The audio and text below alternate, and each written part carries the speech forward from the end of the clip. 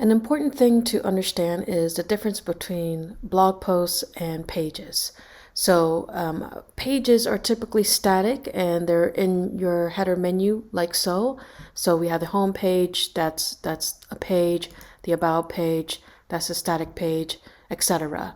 Blog posts are a little different. They're technically pages as well, but blog posts are typically categorized or dated, and there's an author typically associated with a blog post.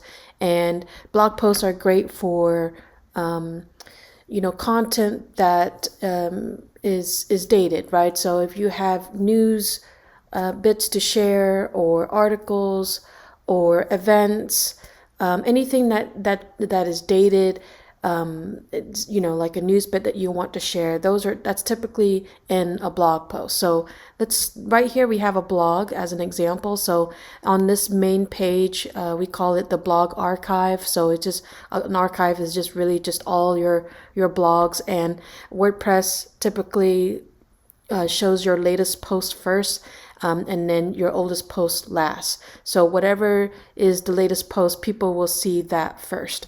So we click on a blog post here. This is a blog post, and a blog post is technically a page as well. So a page has its own link to the page or post, and this is the link to this individual post right here. And if we look at this blog post, you could see here's the author. You could customize the author name and the date of the post, and you could see if there's any comments. So you can customize any of this that if you want it to show up. Here's the title of the blog post. And you scroll down. Typically, the featured image shows up on top. And blog post typically also has a sidebar so that people can search or see recent posts and see your categories.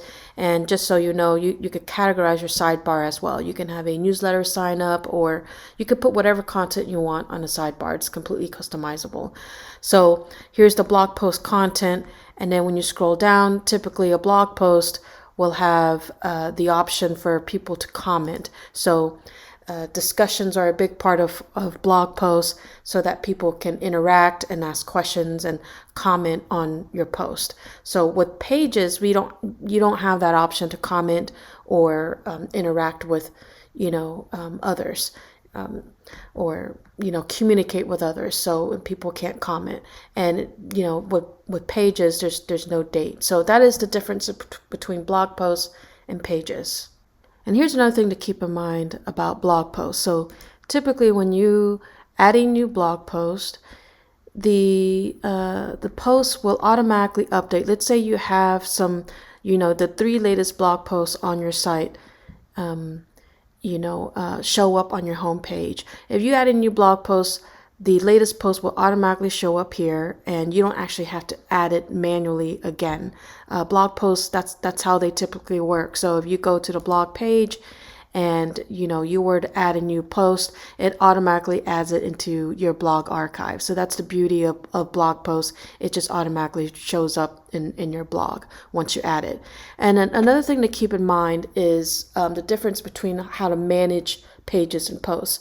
So in other tutorials, you'll see on managing pages, I've talked about how to edit your pages. You typically go into edit with Elementor for your static pages, but for blog posts, it's a little different.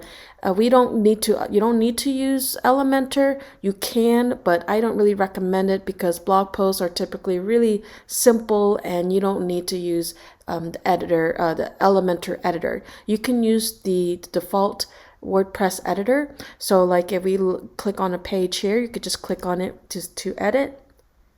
And when you do that, you could see we don't have to use edit with Elementor. You can, but that just may be overkill. You can just use the default WordPress editor, which is, to me, it's a lot more simplified, and it's easier to manage. So that's mainly it for managing blogs.